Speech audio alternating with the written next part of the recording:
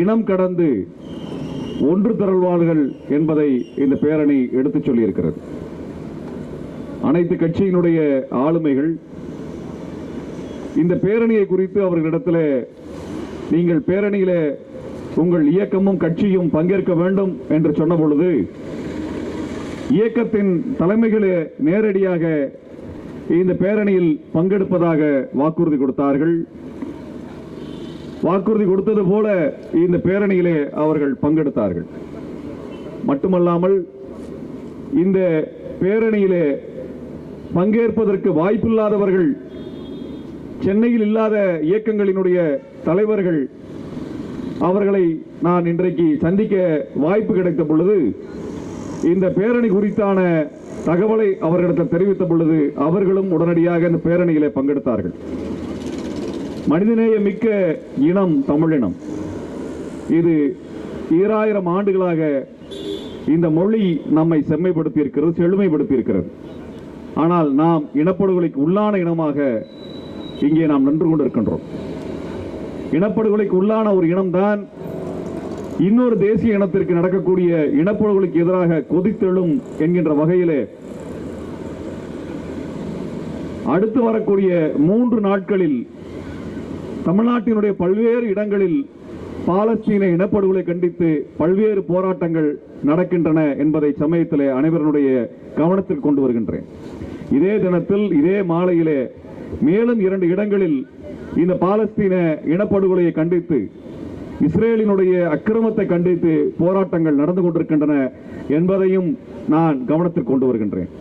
ஆக தோழர்களே, இந்த போர் என்பது ஏதோ ஒரு மூலையிலே கண்ணு கெட்டாத தொலைவிலே நடக்கக்கூடிய ஒரு அழிவாக நாம் பார்த்து கடந்துவிடக்கூடாது. இந்த சாலை என்பது எனக்கு பல்வேறு நினைவுகளை கொடுக்கிறது. 15 ஆண்டுகளுக்கு முன்பாக தமிழீழத்தில் இனப்படுகொலை நடந்து கொண்டிருந்த பொழுது இங்கே தாயகத்தில் மதிமுகவினுடைய தலைமை அலுவலகத்திலே பெண்கள் உண்ணாநிலை போராட்டத்தை நடத்தி கொண்டிருந்தார்கள். அந்த சமயத்திலே அங்கே போர் மிக உக்கிரமாக நடந்து கொண்டிருந்தது. ஒவ்வொரு நாளும் படுகொலை செய்யப்பட்ட மக்களின் எண்ணிக்கை 5000-ஐ கடந்து கொண்டிருந்தது. பாலஸ்தீனத்தில் இன்றைக்கு நடக்கக்கூடிய இந்த படுகொலையினுடைய விகிதத்தை விட மிக அதிகமான விகிதத்தில் தமிழர்கள் படுகொலை செய்யப்பட்டுக் கொண்டிருந்த அந்த கொடூரமான காலத்தில் கையேறு நிலையில் நாம் நின்று கொண்டிருந்தோம். தமிழர்கள் கொத்து கொத்தாக படுகொலை செய்யப்படுகிறார் என்பதை தமிழர்களுக்கு சொல்லுவதற்கான வாய்ப்புகள் இல்லாமல் இருந்தது. தகவலை கொண்டு போய் சேர்க்க முடியவில்லை, மக்களை திரட்ட முடியவில்லை. ஒரு மாபெரும் எழுச்சியை நம்மால் சாத்தியப்படுத்த முடியாமல் நம் கண்முன்னே 1,67,000 தமிழர்கள் துடிக்க துடிக்க படுகொலை செய்யப்பட்டார்கள். உலகத்தின் வேறெங்கும் நடந்ததை விட மிக மோசமாக போரினுடைய இறுதி 3 நாட்களில் 40,000-லிருந்து 70,000 தமிழர்கள் கொன்று குவிக்கப்பட்டார்கள் என்பதை நினைத்து பாருங்கள். எவ்வாறாக கொல்லப்பட்டிருப்பார்கள்? குடும்பத்தோடு நிற்க வைத்து சுட்டு கொலை செய்யப்பட்டார்களா, அல்லது குண்டு வீசி கொலை செய்யப்பட்டார்களா? எவ்வாறு கொலை செய்யப்பட்டார்கள் என்கிற தகவல் கூட நமக்கு கிடையாது. அவர்கள் உடல்கள் எல்லாம் எங்கே புதைக்கப்பட்டன என்கின்ற தகவல் இன்று வரை நமக்கு கிடையாது. இவற்றை எல்லாம் புலனாய்வு செய்வதற்கான எந்த வாய்ப்புகளையும் உலகம் நமக்கு உருவாக்கி தரவில்லை. இலங்கை அதற்கு அனுமதிக்கவில்லை. இந்தியா இலங்கையை பாதுகாத்து நின்று கொண்டிருக்கிறது. ஒரு அரணாக, இரும்பு கோட்டையாக இலங்கையின் மீது எந்த விசாரணை வந்துவிடக் கூடாது என்று அமெரிக்காவும் இங்கிலாந்தும் ஐரோப்பிய ஒன்றியமும் இந்தியாவும் கைகோர்த்து நிறுத்திய அந்த சர்வதேச புலனாய்வு என்பது இன்று வரை தமிழர்களுக்கு எந்த நீதியையும் பெற்றுத் தரவில்லை. இப்படிப்பட்ட ஒரு கொடூர நிகழ்விற்கு நீதி கேட்டு போராடி கொண்டிருக்கக்கூடிய நாம் இதே போல அங்கே பாலஸ்தீனத்தில் குழந்தைகளும் பெண்களும் முதியவர்களுமாய் கொத்து கொத்தாக படுகொலை செய்யப்படுவதை காணும் பொழுது நமக்கு 2009 கொடூர நினைவுகள் நம்மை கொள்ளுகின்றன. நம்மால் உறங்க முடியவில்லை. உலகத்தில் எங்கேனும் மனிதன் இறந்தால், குழந்தைகள் படுகொலை செய்யப்பட்டால், அல்லது பெற்றோர்களினுடைய பிணங்களை சுற்றி குழந்தைகள் அழுது கொண்டிருந்தால் அந்த துயரத்தை நம்மால் காண முடியாது. ஆனால் தினந்தோறும் இந்த புகைப்படங்களும் காணொளிகளும் நம்மை வதைத்துக் கொண்டிருக்கின்றன. இந்த போர் எதற்காக நடக்கிறது? உலகத்திலே இந்த போர் எந்த காரணமும் இல்லாமல் ஒரு இனவெறி நோக்கத்திற்காக மட்டுமே நடக்கவில்லை தோழர்களே. 20 ஆண்டுகளுக்கு முன்பு தராகி சிவராம் ஒரு கருத்தை சொன்னார். தராகி சிவராம் ஈழத்தினுடைய ஆகச் சிறந்த ஒரு ஆய்வாளர், ஊடகவியலாளர். தமிழீழ விடுதலை போராட்டத்தில் தன்னை ஒப்புக் கொடுத்தவர். 20 ஆண்டுகளுக்கு முன்பு ஐரோப்பாவில் தங்கியிருந்த ஒரு சமயத்தில் அவர் பத்திரிகையாளர்களுக்கு பேட்டி கொடுக்கும் பொழுது ஈழத்தினுடைய திரிகோணமலை கப்பல் தளத்தை அமெரிக்கா நிச்சயமாக கைப்பற்றுவதற்கான முயற்சிகளை மேற்கொள்ளும். ஏனென்றால் அவர்கள் ஈரானை தாக்க வேண்டும் என்றால் அவர்களது கப்பல் படை நிறுத்துவதற்கு இந்திய பெருங்கடலில் எங்கும் அவர்களுக்கு தளம் கிடையாது. பனாமாவில் இருந்து 5000 கிலோமீட்டர் தொலைவில் இருந்து அவர்கள் கப்பல் படையை நகர்த்தி வந்து இங்கே போர் புரிவது என்பதும் ஈரானை வீழ்த்துவது என்பதும் சாத்தியமில்லாததாக இருக்கிறது. ஆகவே அவர்களது கப்பல் படையை பாதுகாப்பாக நிறுத்த வேண்டும் என்றால் அவர்கள் ஈழத்தினுடைய திருகோணமலையில் நிறுத்தினால் மட்டும்தான் ஈரான் மீது போரை நடத்த முடியும் என்று உறுதிபட சொன்னார்.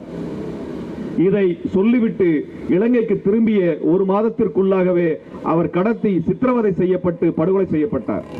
அதே போலத்தான் 1980களின் இறுதியிலே இந்திய இலங்கை ஒப்பந்தம் என்கின்ற ஒப்பந்தம் தமிழர்களுக்கு விரோதமாக கைச்சாத்திடப்பட்ட பொழுது விடுதலை புலிகளுடைய தலைவர் தமிழ் தேசிய தலைவர் மேதகு பிரபாகரன் அவர்களும் இதே கருத்தை தான் பதிவு செய்தார். இந்தியா எமது நிலத்தில் ஒரு ஆதிக்க அரசியலை நகர்த்துகிறது என்பதை தெளிவுபட தெரிவித்தார். அப்படிப்பட்ட அரசியல் தான் 2009 ஒரு இனப்படுகொலையாக அந்த திருகோணமலை கப்பல் தளத்தை கைப்பற்றுகின்ற அமெரிக்காவினுடைய முயற்சியை ஆதரிக்கின்ற விதமாக இந்தியா அமெரிக்காவோடு கைகோர்த்து தமிழர்களை இனப்படுகொலை செய்து அழித்தது. இந்த தகவல்கள் எல்லாம் உலக அளவிலே கொண்டு சேர்க்க முடியாத தமிழினம் எவ்வாறான ஒரு சிக்கலை எதிர்கொண்டதென்றால், எந்த ஈரான் தாக்கப்படும் என்று அச்சப்பட்டு அன்றைக்கு விடுதலை புலிகள் பேசினார்களோ, மேற்காசியாவினுடைய பாதுகாப்பு என்பது ஈழத்தில் இருக்கிறது, திருகோணமலையில் இருக்கிறது என்பதை குறித்து மிக விரிவாக ஆய்வுகளை வெளியிட்டார்களோ, அந்த தமிழீழ பகுதியை தாக்குவதற்கு இலங்கைக்கு ஆயுதத்தை ஈரானே கொடுத்தது, இஸ்ரேலும் கொடுத்தது என்கின்ற துயரத்தை வரலாற்று முரணையும் சேர்த்துத்தான் உள்வாங்கிக் கொண்டு நாம் இன்றைக்கு ஈரானுக்கு ஆதரவாகவும் பாலஸ்தீனத்திற்கு ஆதரவாகவும் இஸ்ரேலுக்கு எதிராகவும் இங்கே நின்று கொண்டிருக்கிறோம். நாம் விரும்புவது ஒன்றுதான், எதிரிகளுக்கும் எந்த கொடுமையும் நடந்துவிடக் கூடாது என்கின்ற கவலையில் தமிழினம் பரிதவித்து பேசியது. உலகம் முழுவதும் அமைதி நிகழ வேண்டும் என்றால் தமிழீழம் என்கின்ற அந்த நிலப்பரப்பு தமிழர்களுடைய இறையாண்மைக்குள் இருக்க வேண்டும். அந்த இடத்தில் அந்நிய படைகள், அந்நிய ராணுவம் நிலைநிறுத்தப்படக்கூடாது என்பதை உறுதிபட தெரிவித்தார்கள் விடுதலை புலிகள். அவர்கள் விரும்பியிருந்தால் முள்ளிவாய்க்கால் கட்டத்திலே இறுதி காலத்தில் அமெரிக்காவினுடைய கப்பல் படை நாங்கள் மனிதாபிமான அடிப்படையில் மக்களை மீட்பதற்காக இலங்கை ராணுவத்தை தடுத்து நாங்கள் மக்களை பாதுகாக்கின்றோம் என்கின்ற பெயரில் நாங்கள் களம் இறங்குகின்றோம், அங்கே தரை இறங்குகிறோம் என்று சொன்ன பொழுது எங்கள் மண்ணில் எங்களை காப்பதற்காக என்கின்ற பெயரில் அமெரிக்கா தனது படையை இறக்கினால் அதன் பிறகு அமெரிக்காவை இந்த கடல் பரப்பில் இருந்து ஒரு காலத்தில் நாம் வெளியேற்ற முடியாது. நாங்கள் எங்களை பலி கொடுத்தாவது இந்த மண்ணை அமெரிக்காவின் பிடியிலிருந்து காப்பதன் மூலமாக உலகத்தினுடைய சமாதானத்திற்கும் உலகத்தின் அமைதிக்கும் நாங்கள் உறுதுணையாக இருப்போம் என்று சொல்லிக்கொண்டு தமிழீழ விடுதலை புலிகள் தங்களை தாங்களே அழித்துக் கொண்ட வரலாறு ஒரு மாபெரும் வரலாறு. இந்த வரலாறு எல்லாம் இன்றும் பேசப்படவில்லை. இந்த வரலாற்றினுடைய விவரங்கள் இன்று வரை இந்தியாவினுடைய எந்த முற்போக்கு இயக்கங்களும் கூட எடுத்துச் சொல்ல மறுக்கிறது. தமிழீழ விடுதலை புலிகளை அங்கீகரிப்பதற்கு இடதுசாரிகள் மறுக்கிறார்கள், தமிழீழ விடுதலை அங்கீகரிக்க மறுக்கிறார்கள் என்ற பெருந்துயரத்தில் நின்று கொண்டு நாங்கள் பேசிக் கொண்டிருக்கின்றோம். ஆனாலும் சொல்லுகின்றோம், உலகத்தில் எந்த மூலையில் எந்த இனம் எந்த மக்கள் விடுதலைக்காக போர் புரிகிறார்களோ, விடுதலைக்காக துணிந்து நிற்கிறார்களோ, அவர்களோடு தமிழம் என்றும் துணிந்து நிற்கும் என்பதைத்தான் தமிழம் ஒவ்வொரு காலகட்டத்திலும் நிரூபித்து வந்திருக்கிற தோழர்களே. அந்த மரபில் நின்று நாம் பேசுகின்றோம். இன்றைக்கு பாலஸ்தீனத்தில் நடக்கக்கூடிய போர் வெறும் பாலஸ்தீனத்தில் மட்டும் நடக்கவில்லை. அவர்கள் காசாவில் ஆரம்பித்தார்கள், மேற்கு கரையிலே அந்த போரை விரிவு செய்தார்கள். அதற்கு பிறகு லெபனான் மீது தாக்குதல் நடத்தினார்கள், சிரியாவிலே தாக்குதல் நடத்துகிறார்கள், ஈராக்கின் மீது தாக்குதல் நடத்துகிறார்கள், ஏமன் மீது தாக்குதல் நடத்துகிறார்கள். இவ்வாறாக தாக்குதலை விரிவு செய்து கொண்டே போகக்கூடிய இஸ்ரேல் ஈரான் மீது தாக்குதல் நடத்தி கொண்டிருக்கிறது. ஆக மேற்காசியா முழுவதும் இந்த போர் விரிவடைந்து கொண்டே செல்வதற்கான காரணம் என்ன காரணம்? ஹமாஸ் ஒரு தாக்குதலை நடத்தியது என்கின்ற ஒற்றை காரணத்தை வைத்துக் கொண்டு தாக்குதல் நடத்துகிறார்கள். அன்பானவர்களே, இது ஹமாஸுக்கு எதிரான தாக்குதல் அல்ல, ஒட்டுமொத்த மேற்காசிய பிராந்தியத்தில் அமெரிக்காவினுடைய தளத்தை உருவாக்க வேண்டும் என்பதற்காக நடத்தப்படுகின்ற தாக்குதல். இந்த போர் மேலும் விரிவடையும். இந்த போர் மேலும் விரிவடையும் என்றால் தெற்காசிய பிராந்தியம் போரில் சிக்குண்டு மிகப்பெரிய நெருக்கடியை சந்திக்கும் என்று தமிழீழ விடுதலை புலிகளும் தமிழ் போராளிகளும் 40 ஆண்டுகளுக்கு முன்பு சொன்னார்களே, அது இன்றைக்கு நடந்து கொண்டிருக்கிறது. நான் இந்த சமயத்தில் மிக குறுகிய நேரம் இருக்கின்ற காரணத்தால் ஒரு சில குறிப்புகளை மட்டும் உங்களது கவனத்துக்கு கொண்டு வர விரும்புகின்றேன். காரணம், இந்த பேரணியை நாங்கள் நடத்துவதற்கான காரணம், ஈரான் மீது இஸ்ரேல் தாக்குதலை நடத்தியது.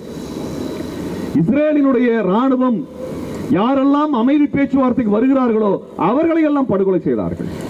ஹமாஸினுடைய தலைவர் ஹனியே நாங்கள் போர் நிறுத்தத்துக்கு தயார் என்று சொன்னார், அவரை படுகொலை செய்தார்கள். இந்த மேற்காசிய பிராந்தியத்தில் போர் விரிவடையாமல் நாங்கள் தடுக்கிறோம் என்று ஈரான் சொன்னது, ஈரான் படை தளபதிகளை படுகொலை செய்தார்கள்.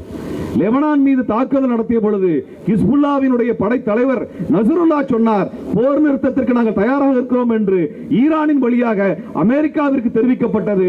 இதை சொல்லி இரண்டாவது நாளிலே நசருல்லா படுகொலை செய்யப்பட்டார், ஈரானினுடைய தளபதிகள் படுகொலை செய்யப்பட்டார்கள்.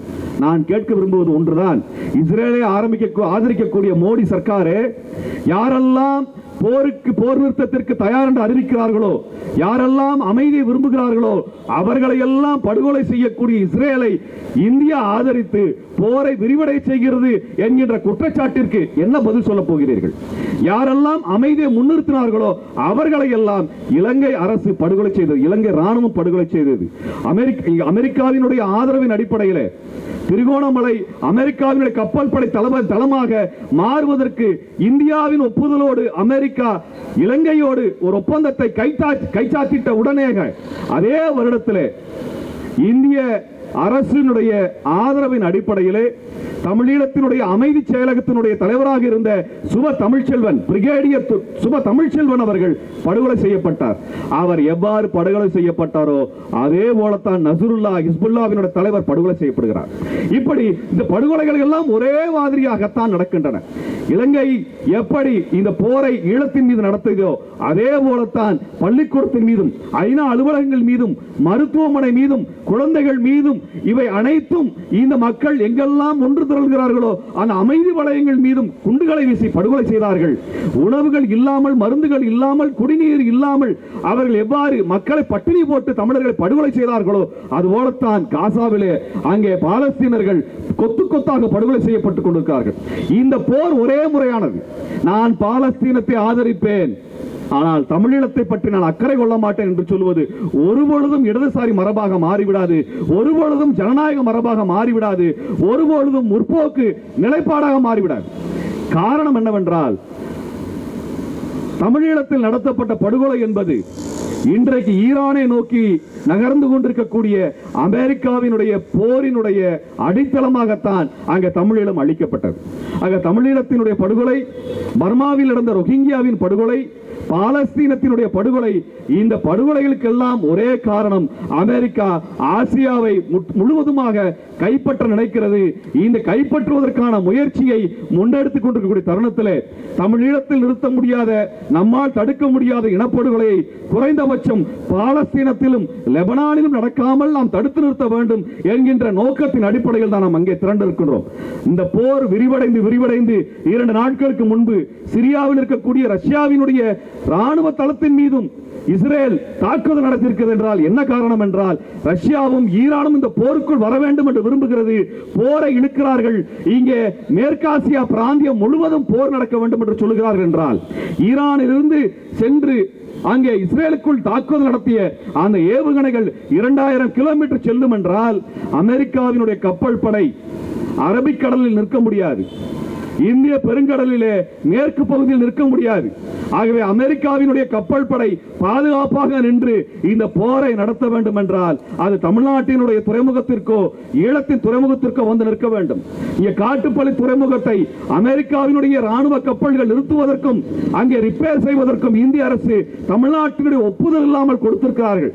இங்கே அமெரிக்காவினுடைய கப்பல்கள், ராணுவ கப்பல் வரும் என்றால், திரிகோணமலையில் ராணுவ கப்பல்கள் நிறுத்தப்படும் என்றால் இந்த போர் விரிவடையும். ஏனென்றால் ஈரான் சொல்லி இருக்கிறது, எங்களை எங்கிருந்தெல்லாம் தாக்குகிறார்களோ அந்த இடங்களில் எல்லாம் நாங்கள் திரும்பவும் தாக்குவோம் என்று சொன்னால் நாம் நம்மை அறியாமல், நாம் ஒப்பு கொடுக்காமல் நாம் பழியாவோம் என்பதை நாம் மறந்துவிடக் கூடாது. தோழர்களே, மேற்காசியாவினுடைய இந்த போரில முக்கிய வகிபாகம் வகிக்கக்கூடிய இந்த விமானப்படையினுடைய தளபதிகள், இங்கிலாந்தினுடைய தளபதியும் விமானப்படை தளபதியும், பிரான்சினுடைய விமானப்படை தளபதியும், ஜெர்மனியினுடைய விமானப்படை தளபதியும் கோயம்புத்தூரிலே எதற்கு சந்தித்தார்கள் என்கின்ற கேள்வி எழுகிறது. இங்கே தமிழ்நாட்டிலே, இந்தியாவிலே, தென்னிந்தியாவிலே இந்த நேட்டோவினுடைய படைகளுக்கு இங்கே என்ன வேலை என்பதை நாம் கேட்க வேண்டியது இருக்கிறது. அதானியினுடைய வியாபாரம் நடக்க வேண்டும் என்பதற்காக, அதானி செய்கின்ற அந்த ட்ரோன் வியாபாரத்தை விரிவடைய வேண்டும் என்பதற்காக இங்கே இஸ்ரேலுக்கு ஏற்றுமதி செய்யக்கூடிய மோடி அரசினால் நாளை நாம் தாக்குதலுக்குள்ளானால் எப்படி எதிர்கொள்வது? ஆகவேதான் தோழர்களை சொல்லுகிறோம், இந்த பிராந்தியம் ராணுவமயமாக மாறாமல் இருக்க வேண்டும். இரண்டாவது, போர் நிறுத்தம் நிறைவேற வேண்டும். இவற்றை எல்லாம் விட மிக முக்கியமாக தமிழர்கள் அரசியல் பட வேண்டும். இங்கே நடப்பது என்னவென்பதை புரிந்து கொள்ளவில்லை என்றால், நான் ஈழத்தமிழர் சொன்னதை நான் சொல்லுகிறேன், நாங்கள் எதற்காக கொல்லப்படுகிறோம் என்று தெரிந்து துணிந்து நின்று எங்கள் இனம் படுகொலையானது. ஆனால் தாங்கள் எதற்காக கொல்லப்படுகிறோம் என்று தெரியாமலே தமிழ்நாட்டு தமிழர்கள் அழிவை எதிர்கொள்ளப் போகிறார்கள் என்கின்ற அச்சத்தில் நான் பேசுகின்றேன், அந்த துயரத்தில் பேசுகிறேன் என்று ஈழத்தமிழர் என்னிடத்தில் பதிவு செய்தார். அதை மீண்டும் இந்த சமயத்தில், இந்த கணத்தில், இந்த மேடையில் நான் பதிவு செய்து, தமிழ்நாட்டு தமிழர்களே, அரசியல் கொள்ளுங்கள். அரசியலோடு இங்கே நடக்கக்கூடிய நிகழ்வுகளை இங்கே சமகால அரசியலோடு, தமிழ்நாட்டு அரசியலோடு இணைத்து பாருங்கள். இங்கே சட்டமன்ற உறுப்பினர் இருக்கிறார்கள். இது குறித்தான தொடர்ச்சியான போராட்டத்தில் பங்கெடுத்த அந்த தோழர்கள், தமிழ்நாட்டினுடைய அரசு, திமுக அரசு ஒரு வெளியுறவு கொள்கை வகுப்பதற்கான அனைத்து முயற்சிகளையும் முன்னெடுக்க வேண்டும் என்கின்ற வேண்டுகோளை மே 17 15 ஆண்டுகளாக வைத்துக் கொண்டிருக்கக்கூடிய அந்த வேண்டுகோளை இச்சமயத்தில் நான் மேடையில் வைக்கின்றேன். மே 17 இயக்கத்தினுடைய சட்டமன்ற உறுப்பினராக இருக்கக்கூடிய தோழர் வேல்முருகன் அவர்கள் இந்த கோரிக்கையை சட்டமன்றத்தில் முன்னெடுப்பார் என்று நான் உறுதியாக நம்புகின்றேன். காரணம், தமிழ்நாட்டிற்கு ஒரு வெளியுறவு கொள்கை தேவைப்படுகிறது. இந்தியாவினுடைய வெளியுறவு கொள்கை என்பது குஜராத்தி பனியாக்களின் லாபத்திற்காக இந்த பார்ப்பன கூட்டம் நடத்துகின்ற வெளியுறவு கொள்கை. அந்த வெளியுறவு கொள்கையில தமிழர்களுக்கு எந்த இடமும் இல்லை, தமிழ்நாட்டின் நலனுக்கான எந்த இடமும் இல்லை என்றால், தமிழ்நாட்டின் நலனை முன்னிலைப்படுத்தி நாம் ஒரு வெளியுறவு கொள்கை வகுக்க வேண்டும். அந்த வெளியுறவு கொள்கையின் அடிப்படையில் தான் டெல்லி இயங்க வேண்டும். அது இயங்கவில்லை என்றால், இங்கே நான் டிஃபென்ஸ் காரிடார் வைக்கிறேன், இங்கே ராணுவ தளம் வைக்கிறேன் என்று சொன்னால் அதை விரட்டி அடிக்க வேண்டிய தேவை நமக்கு வரும். ஏனென்றால் நாம் அறியாமல், நாம் ஒப்புக் கொடுக்காமல், நாம் உணராமல் நம் குழந்தைகள் மீது விழுகின்ற குண்டுகளை மோடி தடுக்க மாட்டார், சங்கிகள் தடுக்க மாட்டார்கள், நாம் தான் எதிர்கொள்ள வேண்டும். அந்த இடத்திலே நாம் நின்று கொண்டிருக்கிறோம். ஆக தோழர்களே, இதையெல்லாம் உணர்த்துவதற்காகத்தான் இந்த பேரணியை நாம் நடத்தி கொண்டிருக்கின்றோம். ஆகவே 2009 எதை விட்டோமோ, 2009 எதை சாதிக்க இயலாமல் போனதோ, அந்த அரசியலை கைக்கொண்டு நாம் இந்த பிராந்தியத்தின் அரசியலை முடிவு செய்ய வேண்டும். தமிழர்கள் இந்த பிராந்தியத்தின் அரசியலை முடிவு செய்வதற்கான வலிமை படைத்தவர்கள். தெற்காசிய பிராந்தியத்தில் வலிமை மிக்க ஒற்றை இனம் தமிழினம். தமிழீழத்தில் இருக்கின்றோம், மலேசியாவில் இருக்கின்றோம், சிங்கப்பூரில் இருக்கின்றோம், தாய் தமிழ்நாட்டில் பெரும் எண்ணிக்கையில் இருக்கின்றோம், மாலத்தீவிலும் மொரிஷியஸிலும் கணிசமான எண்ணிக்கையில் தமிழர்கள் இருக்கிறார்கள், தென்னாப்பிரிக்காவிலும் இருக்கிறார்கள். இந்த தமிழினம் ஒற்றை தமிழ் கோரிக்கையோடு, இந்த தமிழினத்தினுடைய வெளியுறவு கொள்கை, இந்த பிராந்தியத்தில் தமிழினம் எவ்வாறு பாதுகாக்கப்பட வேண்டும், எவ்வாறு தனது அரசியலை முன்னெடுக்க வேண்டும் என்கிற கொள்கை பிடிப்போடு இந்த பிராந்தியத்தில் ஆளுமை மிக்க இனமாக எழுந்து நிற்க வேண்டும். இந்த வெளியுறவு கொள்கையை வகுப்பதற்கு பார்ப்பனர்களுக்கு எந்த யோகியதையும் அதற்கான எந்த அனுபவமும் அவர்களுக்கு கிடையாது. குஜராத்திகளுக்கு இது குறித்து எந்த அக்கறையும் கிடையாது. ஆக சுயநல அரசியலுக்காக இந்த பார்ப்பன பனியா கும்பல் வெளியுறவு கொள்கையை ஆக்கிரமிக்கும் என்றால் அதை உடைக்க வேண்டிய அரசியலாக தமிழ்நாட்டிலிருந்து குரல் எழ வேண்டும். அதுதான் திராவிட மாடல் குரலாக இருக்க முடியும் என்று நாங்கள் உறுதியாக நம்புகிறோம். அப்படியான குரலை எழுப்ப வேண்டும். அதற்கு நாம் அனைவரும் கைகோர்த்து நிற்போம். இந்த அரசியலை முன்னெடுத்து என்றைக்கு தமிழீழம் விடுதலை ஆகிறதோ அன்றுதான் தமிழ்நாடு பாதுகாப்பாக இருக்கும் என்பதை இச்சமயத்தில் உறுதி சொல்லி, பாலஸ்தீன விடுதலை என்பதும் தமிழீழத்தின் விடுதலை என்பதும் ஒன்றோடு ஒன்று பிணைக்கப்பட்டது. இந்த மக்கள் நம் மக்கள், இந்த குழந்தைகள் நம் குழந்தை, இந்த தேசம் நம் தேசம். இவர்கள் விடுதலைக்காக தொடர்ச்சியாக போராடுவோம். நன்றி, வணக்கம்.